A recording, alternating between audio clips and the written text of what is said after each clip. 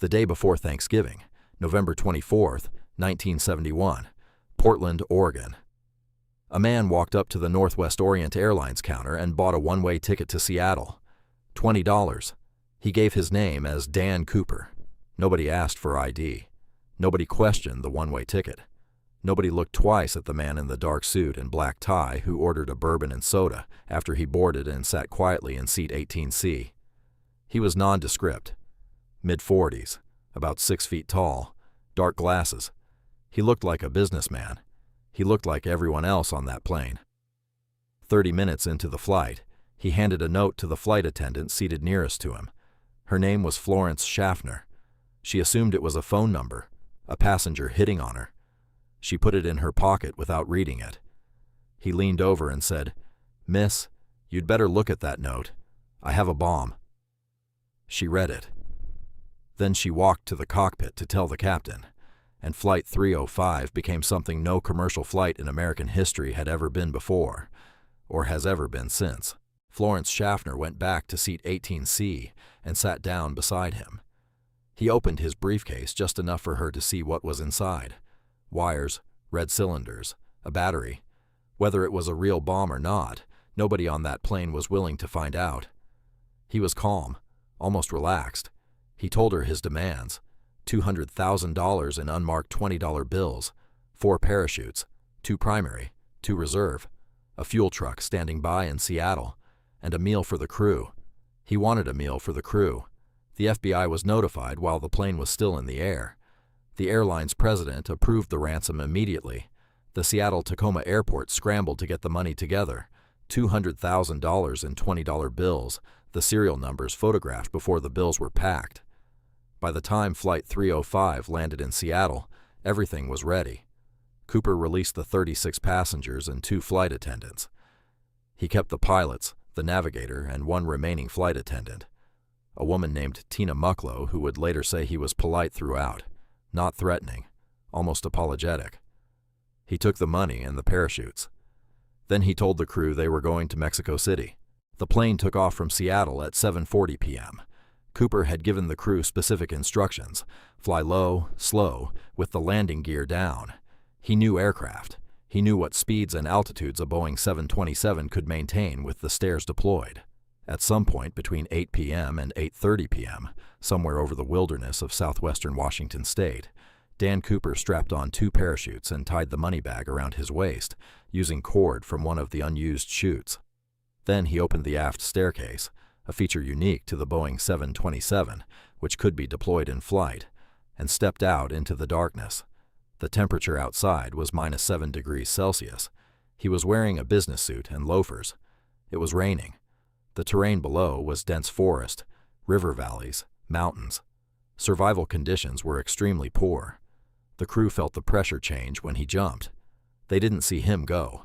When the plane landed in Reno for refueling, Cooper was gone. The FBI searched the area immediately. Nothing. Not a footprint. Not a scrap of fabric. Not a single bill. The most wanted man in America had stepped off the back of a moving aircraft into a rainy November night and disappeared. The FBI called it NORJAC, Northwest Hijacking. It became one of the longest and most expensive investigations in the Bureau's history. Over the following years, they interviewed hundreds of people, tracked leads across the country, and investigated more than 1,000 suspects. Every $20 bill from the ransom had been photographed. The serial numbers were distributed to banks across the Pacific Northwest. Every bill that showed up anywhere would lead them to Cooper. For 8 years, nothing. Then, in February 1980, an 8-year-old boy named Brian Ingram was on a family camping trip on the banks of the Columbia River near Vancouver, Washington. He reached into the sand at the river's edge and pulled out 3 bundles of rotting $20 bills. The serial numbers matched. $5,800 of Cooper's ransom money, partially buried in a riverbank, 20 miles downstream from the suspected jump zone. The bills were deteriorated but intact enough to confirm. Cooper, or what was left of his drop zone, had reached the Columbia River. But that was it. No body, no parachute, no more money. The $5,800 on that riverbank is the only physical trace D.B. Cooper ever left behind. Where the other $194,200 is, nobody knows. Over 50 years, more than 1,000 suspects were investigated. A few stand out. Richard Floyd McCoy hijacked a plane in almost identical fashion just 5 months after Cooper. Same demands, same method, same Boeing 727 rear staircase. He was caught, convicted, escaped from prison, and was killed in a shootout with the FBI in 1974. His children came forward in 2023 with a parachute and logbook they say places their father at the Cooper hijacking.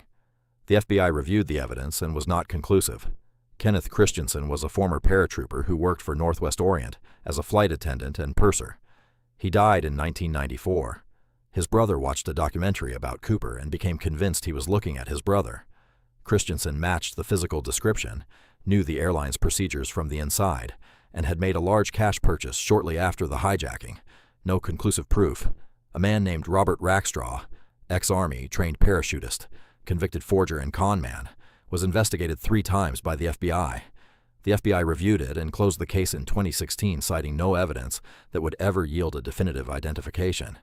In 2023, a researcher named Eric Eulis presented a new suspect based on a rare titanium compound found on Cooper's tie that was produced exclusively at one steel plant.